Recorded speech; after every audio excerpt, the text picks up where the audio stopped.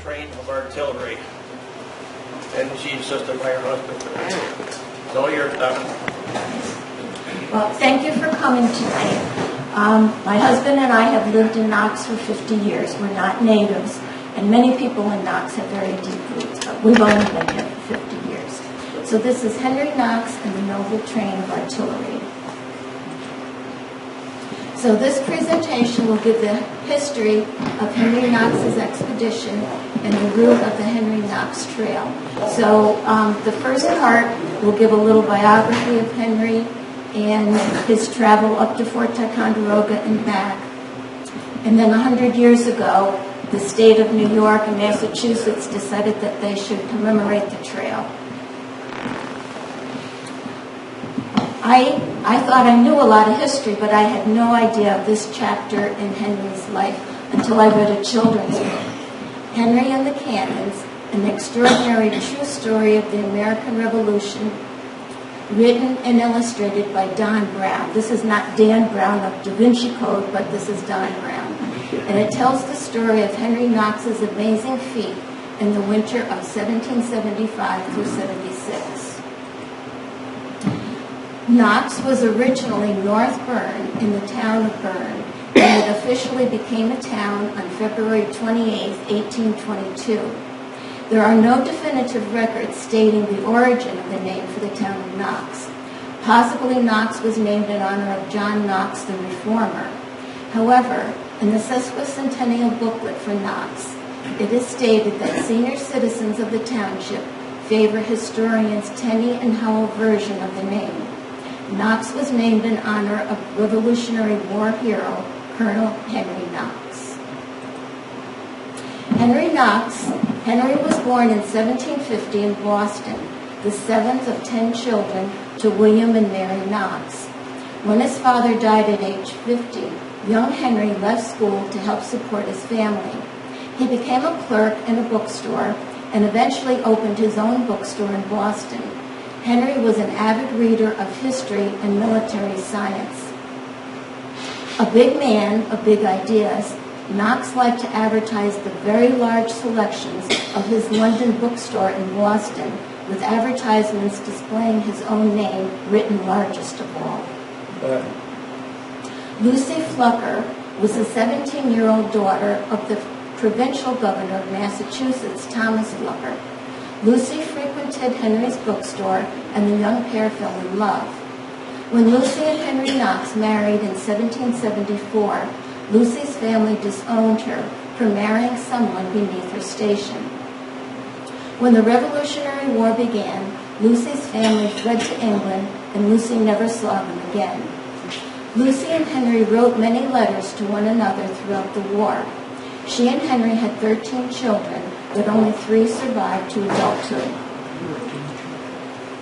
And this is a map drawn by the engineer in Boston in October of 1775.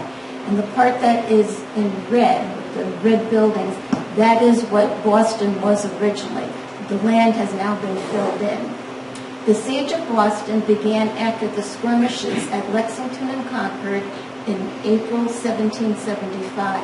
And it's hard to see all the little towns, but to the north was Charlestown, to the west is Roxbury, and southwest of Boston is Dorchester Heights, and that will play a big role in the story.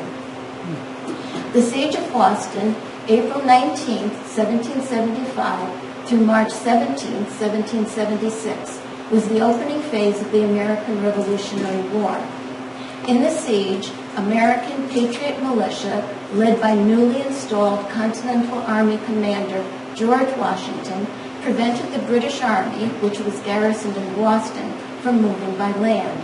Militiamen were stationed in a line starting in Chelsea to the northeast of Boston, going west to Charlestown, and then south to Roxbury. This siege line was able to prevent the British troops from leaving Boston and engaging in war against the Americans. So the red part is the original part of Boston during the Revolutionary War. During the siege of Boston, Henry joined the Patriots and left Boston. Henry built defensive forts at Roxbury. Henry was one of the few volunteers who had any idea of military engineering garnered through his reading of military books.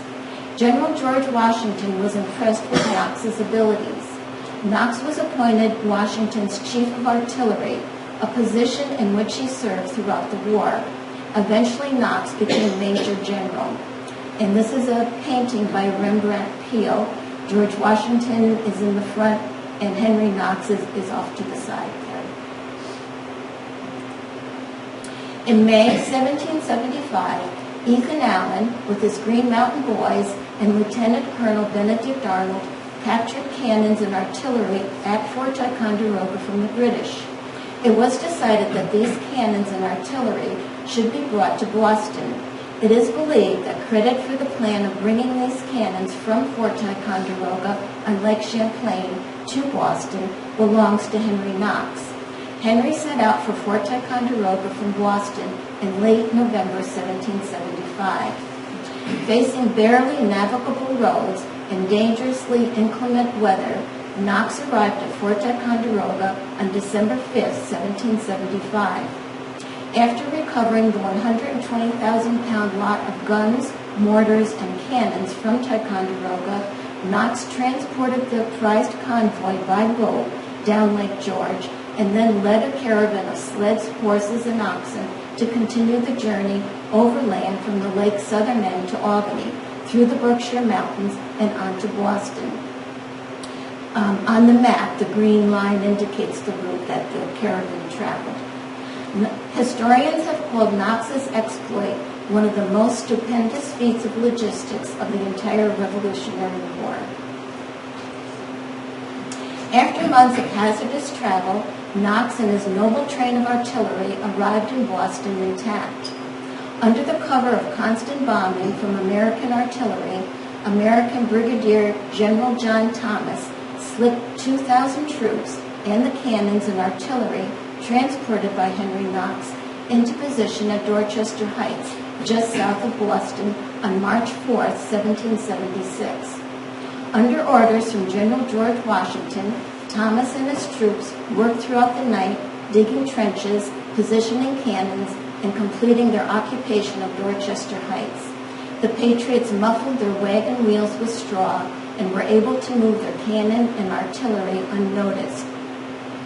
At daybreak, British General William Howe received word of the American position overlooking the city. Within days, General Howe came to realize that the American position made Boston indefensible and soon ordered the evacuation of all British troops from the city. The American army was able to secure one of the Patriots' earliest victories at Dorchester Heights on March 17, 1776, when the British sailed for Nova Scotia. And there is a YouTube connection here, and you can be on a map and it will tell you what was happening at different places, but we won't go to that. So Washington immediately named Henry Knox Chief of the Continental Army Artillery. Later accomplishments of Henry Knox. He was appointed Brigadier General in the Philadelphia campaign of 1778. He distinguished himself in commanding the artillery at Monmouth, New Jersey, and later at the decisive siege of Yorktown in 1781. He was made a Major General and at the end of the war succeeded Washington as Commander of the Army, December 1783. He resigned his command early in 1784. He was elected Secretary at War by Congress in 1785.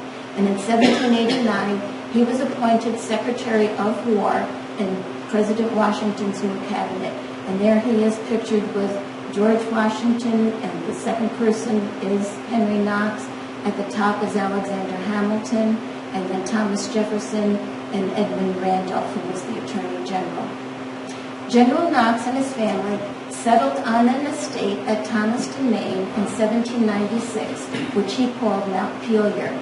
Knox died unexpectedly in 1806, and he was buried in Thomaston.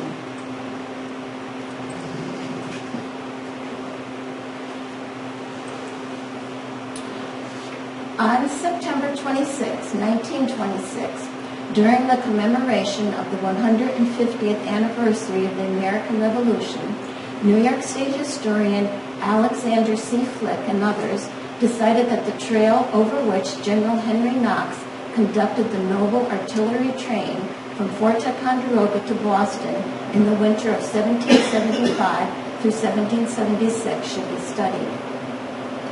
Flick and others first perused the primary sources, Henry Knox's diary and correspondence, and the 1832 memoir of one participant who as a 12-year-old boy had accompanied his father on the Great Trek. Based on these sources, the committee identified the route they believed the Knox caravan would follow and named it the Knox Trail. Next, they recommended that the trace of the route be marked at intervals, one of the earliest examples of a historic or heritage trail. The Advisory Board on Battlefields and Historic Sites recommended that the state purchase 30 granite markers in identical pattern, each with a bronze tablet featuring a map of the trail, a heroic image in relief of cannon being dragged by ox sled through the snow, and the words, "Through this place passed General Henry Knox in the winter of 1775 through 76 to deliver to General George Washington at Cambridge the train of artillery from Fort Ticonderoga used to force the British Army to evacuate Boston." And these were erected by the state of New York during the sesquicentennial of the American Revolution. And this is a map showing the Knox Trail, and there is a red line at the bottom corner because in 1975 they studied the route a little bit more and they decided some of the markers should be removed. So they erected, between New York State and the Commonwealth of Massachusetts, they erected 56 plaques, one for each day, that Knox and his troops guided the 60 tons of 18th century artillery by ox-drawn sled through the frozen Hudson River Valley in New York State and over the Berkshire Mountains of Massachusetts to Cambridge, where Washington received them. And so we're going to go through the monuments now. And the maps have a red circle that shows where the monument is actually located. So monument number 1 is up at Fort Ticonderoga, the place of arms.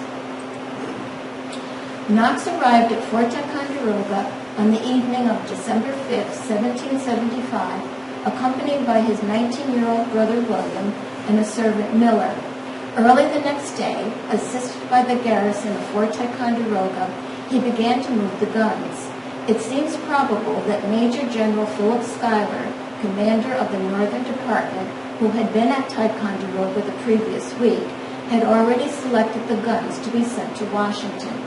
They apparently included 43 heavy brass and iron cannons, 6 cohorns, 8 mortars, and 2 howitzers.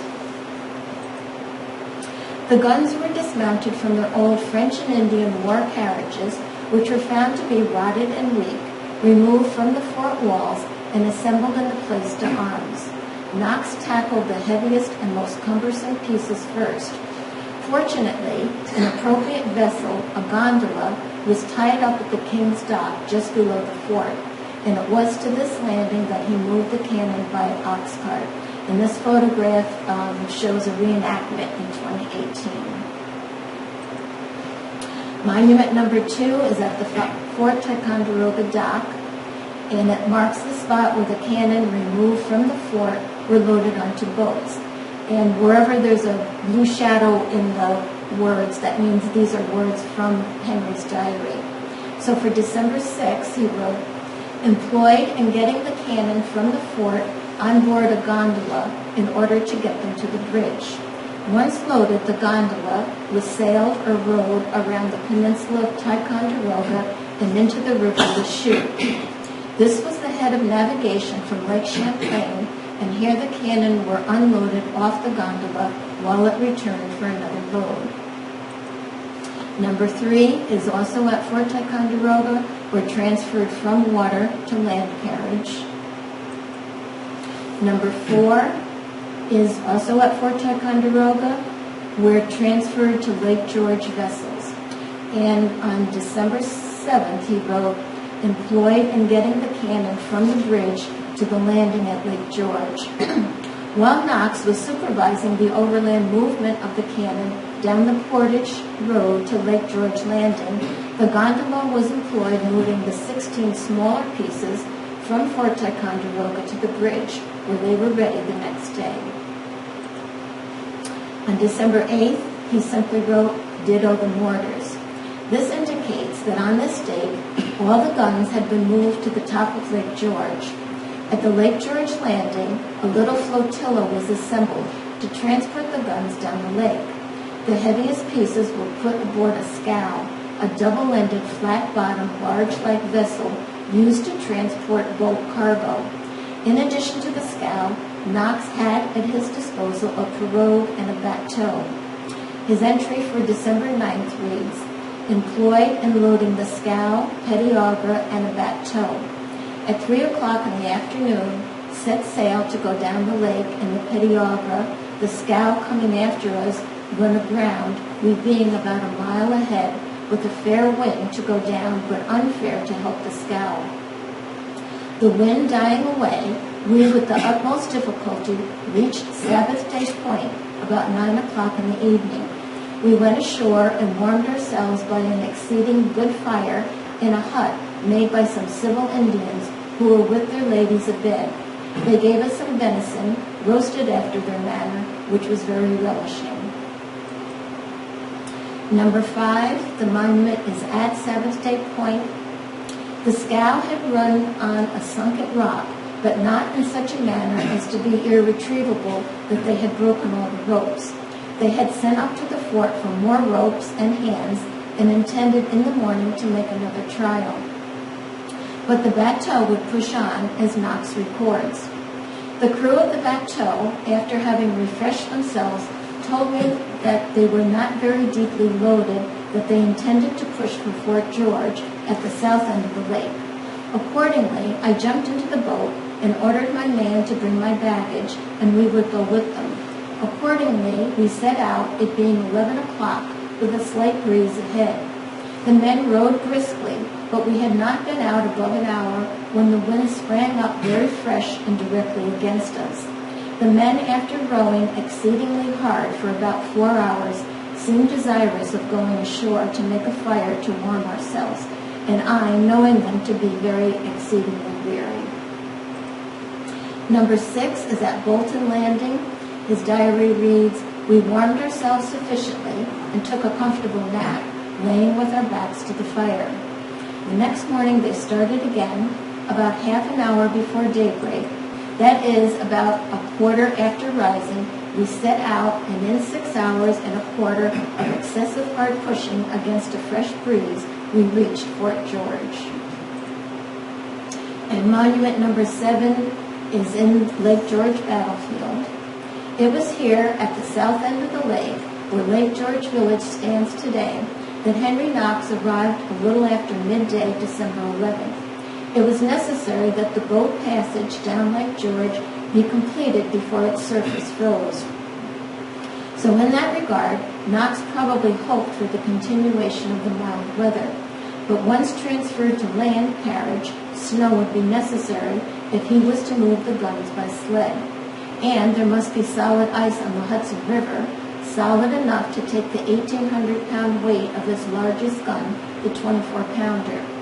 Now safely at Fort George, Knox immediately turned his attention to the forward movement of the guns. On Monday the 11th, I sent an express to Squire Palmer of Stillwater to prepare a number of sleds and oxen to drag the cannon to be ready by the first snow. And then he wrote a letter to George Washington from Fort George, December 17th. It is not easy to conceive the difficulties we have had in getting them here over the lake, owing to the advanced season of the year and contrary winds, but the danger is now past.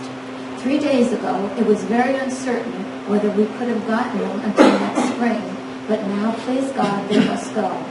I have had made 42 exceeding strong sleds and have provided 80 yoke of oxen to drag them as far as Springfield. And monument number 8 is at Halfway Brook. And his diary for day-to-day events associated with the expedition. Unfortunately, there is a gap in that manuscript from December 18th through December 23rd.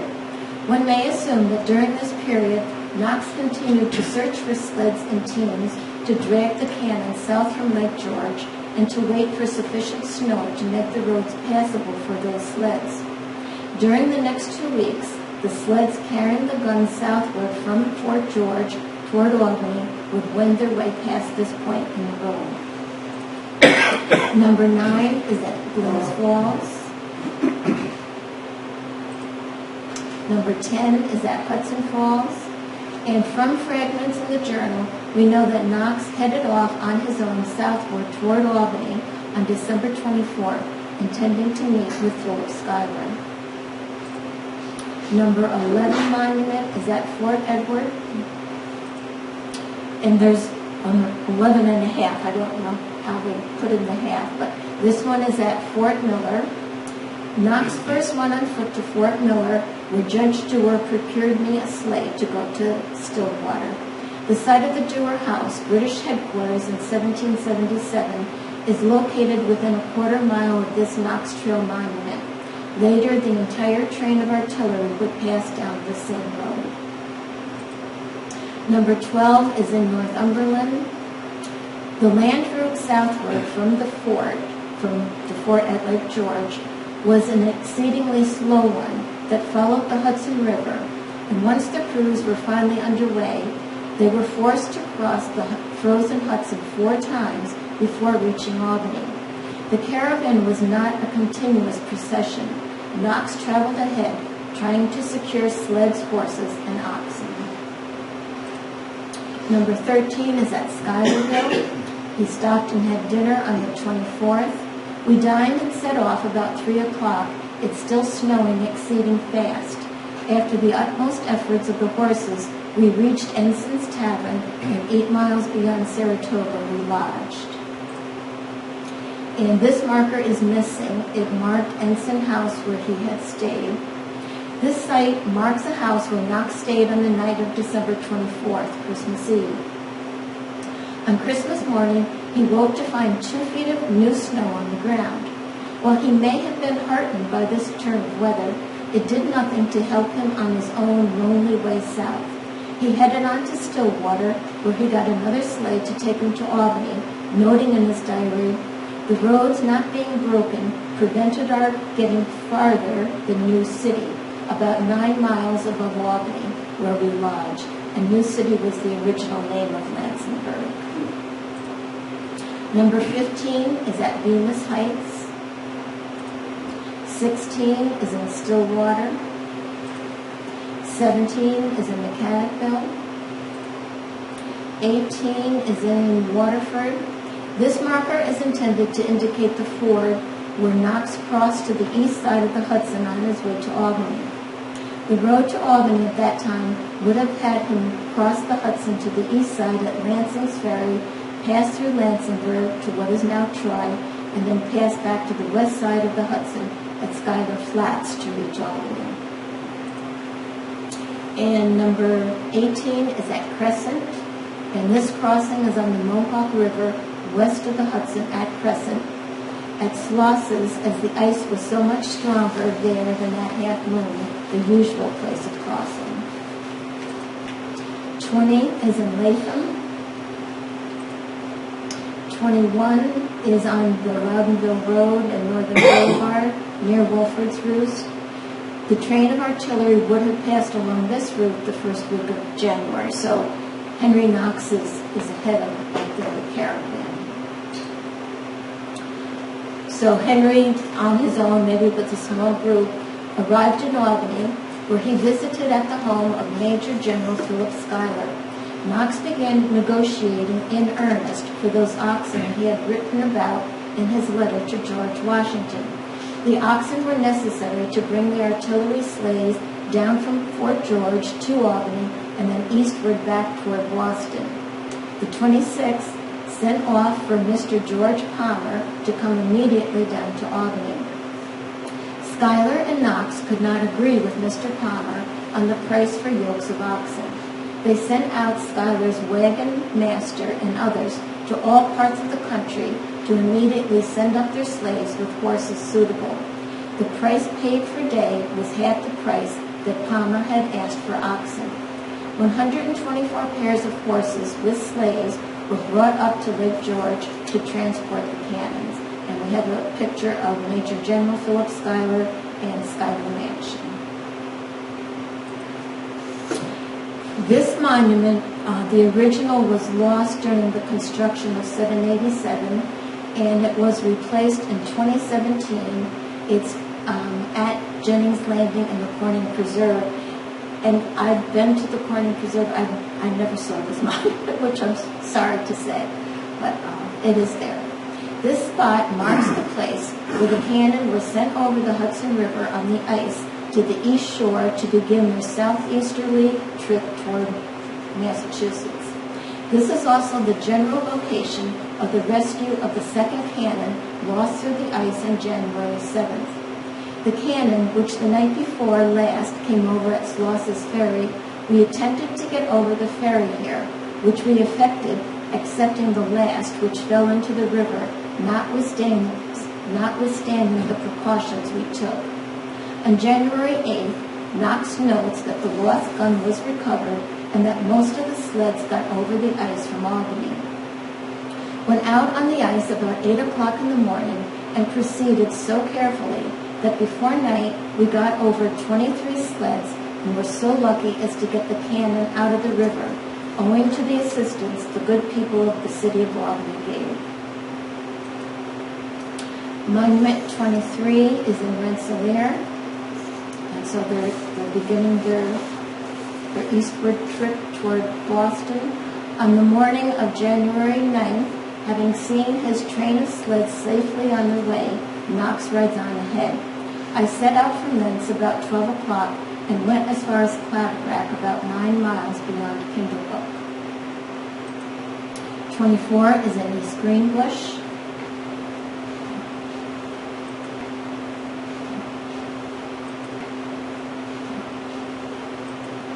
25 is in Skodak. 26 is in Kinderhook. 27 is in West Ghent. Originally, the monuments placed in Columbia County beyond Kinderhook followed a route projected as running south on the old post road to the village of Claverack, then running east along State Route 23 to Great Barrington, Massachusetts. In the early 1970s, research was done that supported an alternative route running southeasterly from Kinderhook across Columbia County to the junction of State Routes 22 and 71 in the southeastern corner of the county, then down Route 71 into Massachusetts. In about 1975, the several monuments between Kinderhook and the state line were relocated to reflect this new route. Knox, in advance of the artillery train, passed this route during the second week of January, and the sleds of artillery followed shortly thereafter. 28 is in Claverack. After this date, entries in Knox's diary, the major source of detail for the expedition, become very sparse, and it is nearly impossible to maintain the daily itinerary for either Knox himself or for the train of sleds that followed him.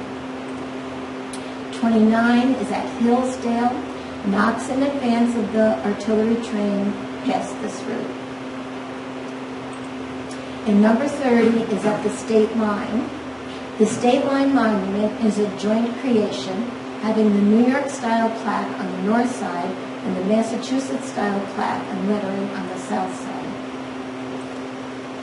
So now these are the Massachusetts markers, and so this is the reverse of the one that we just saw. This is in Alfred. Primary source documentation for this part of the expedition is generally lacking. However, New York State officials are working with historians in Massachusetts to develop context information for each of these locations. From Albany, Knox's train passed eastward over the Berkshires, from which we might almost have seen all the kingdoms of the earth, and so into Massachusetts.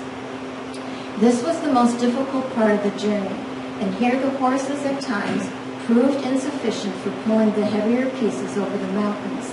Knox continued to seek out oxen to augment his horses, but only occasionally did he find any to hire. At least he did hire 2 teams of oxen on January 11, 1776. Once over the Berkshires, the rest of the noble train's journey continued without much difficulty. Closer to Boston, the route followed the old post road. Routes today are routes 9, 23, and 20. The noble train of artillery was primarily dragged by horses.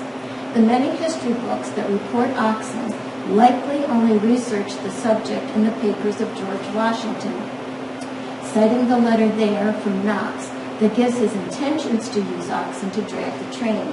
But in truth, after local teamsters tried to price gouge Knox for use of their oxen, Knox decided to use horses instead, yet apparently never wrote of this change to Washington. And since the correction does not appear in the papers of George Washington, and historians did not utilize Knox's incomplete diary, historians therefore never identified the change of Knox's plan. Thus, the wrong story of Knox's oxen spread. In truth, Knox's expedition was pulled mainly by horses. Knox's diary tells of another misconception of his noble train of artillery.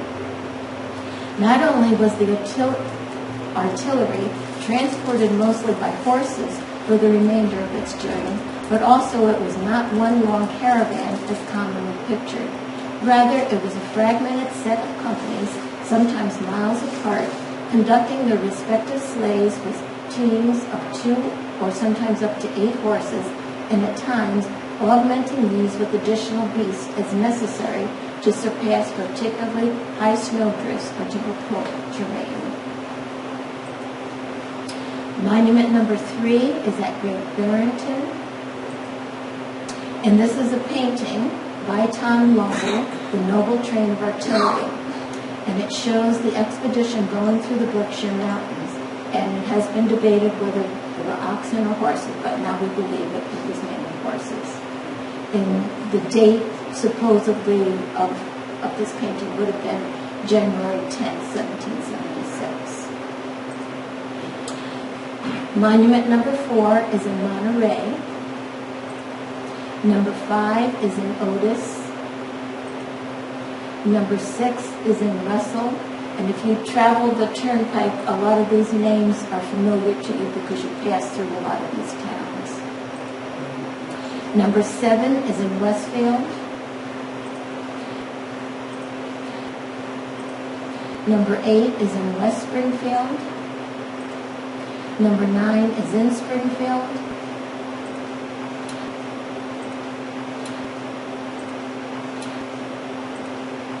Number 10 is in Wilbraham.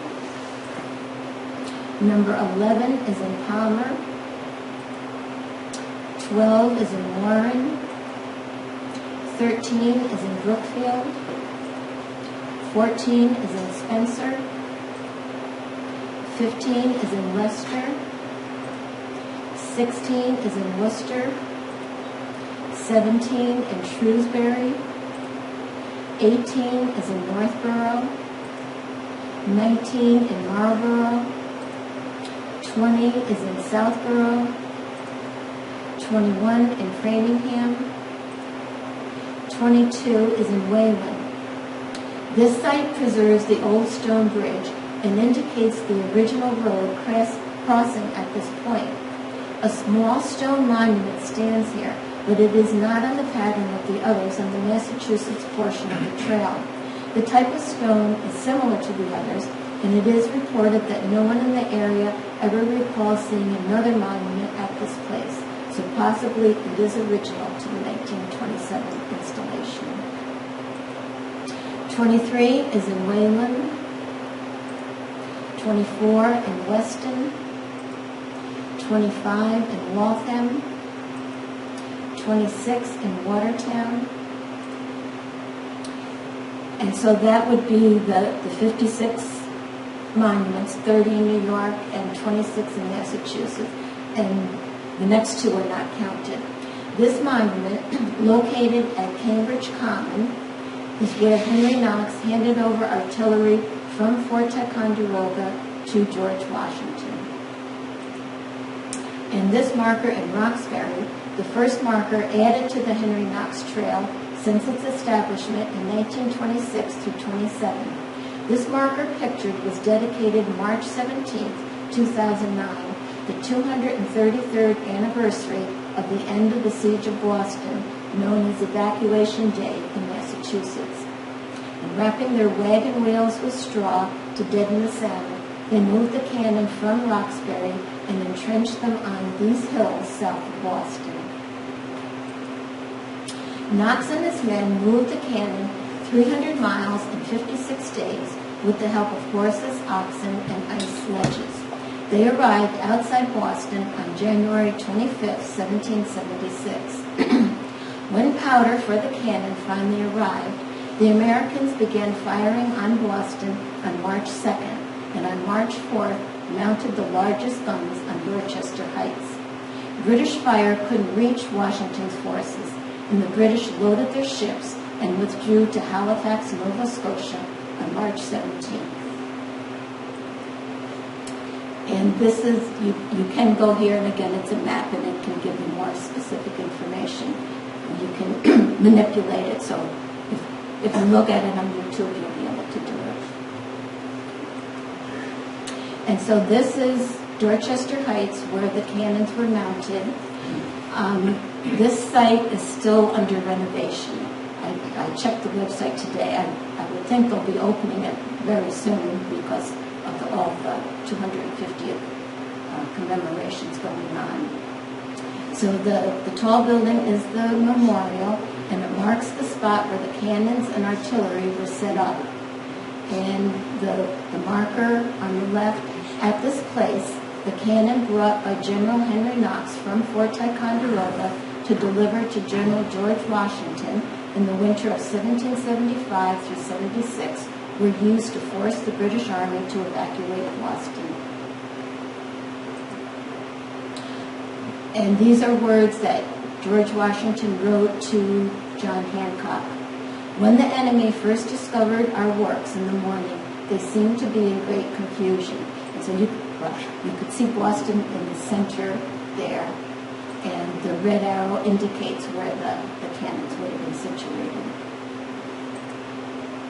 The British evacuation of Boston began before daylight, Sunday, March 17, 1776. British cannon were spiked or dumped into the harbor as nearly 9,000 of the King's troops and 1,100 loyalists went aboard British ships bound for Halifax. Americans on shore, witnessing the spectacle, were cheering and weeping. Surely it is the Lord's doing, wrote Abigail Adams. The 56 monuments of the Knox Trail commemorate an epic journey of about 56 days from Fort Ticonderoga to Boston. It was by every measure a monumental undertaking and truly heroic. But it was not heroic so much because of the labor involved or the obstacles to become overcome. Every farmer in the Northeast in that day encountered comparable labor every time he cleared boulders from his land with a team and sled or tried to move goods overland on snowy roads and across ice-covered rivers. What was heroic in this expedition was that it was a stroke of inspiration coupled with good timing, skilled logistics, and luck. And by this stroke, the British Army was forced to relinquish its hold on one of the great American cities. In a time when proofs of potential victory were precious few, this single event did more than most to energize and inspire the revolution. And to follow this trail today, going from marker to marker, one can appreciate the heritage of this event in the places and landscapes where it was created. And by so doing, can still feel this inspiration over 200 years later. And Henry Knox had stopped at Schuyler Mansion, and this coming December 14th, at the Schuyler Mansion, living historians will reenact the Albany portion of Henry Knox's noble wagon train from Ticonderoga to Boston at the dawn of the American Revolution. Visitors are invited to witness Philip Schuyler's role in the journey and to explore an open house tour of the mansion and several exhibits commemorating the 250th anniversary of the American Revolution. This event is part of a larger Knox Trail 250 simulation of the historic journey, which includes dozens of towns from New York to Massachusetts.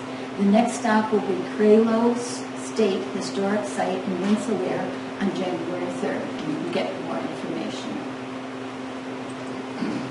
And this is a book, but I won't play it for you. They say it is a very cute summarization of Henry Knox's journey. And Mary Ames Mitchell, the author and illustrator, is a descendant of Henry Knox.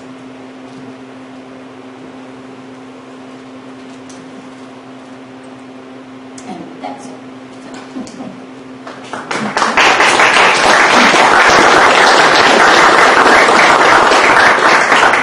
If anybody has any questions, I don't know if I can answer them, but if you have any questions. Yes. You said Philip Schuyler selected the cannons that were taken. Like, how many got left at Fort Ticonderoga? What percentage? They take half? 75%? I Don't know.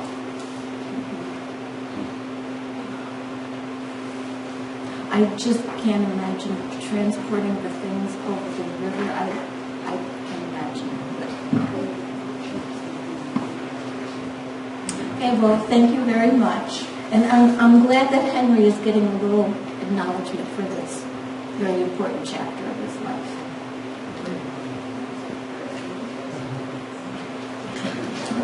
Thank you, Donna.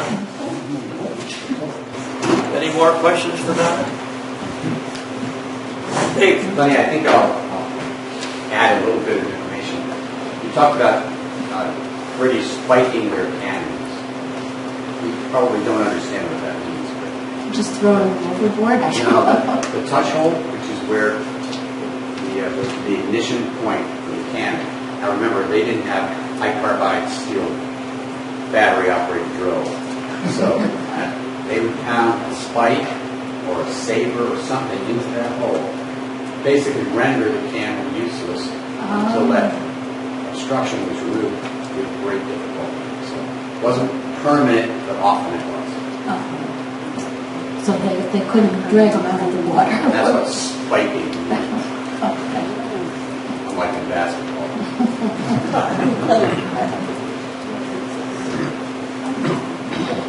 Nothing else? Yeah, thanks. You're welcome. We'll just have a short meeting now. We want to thank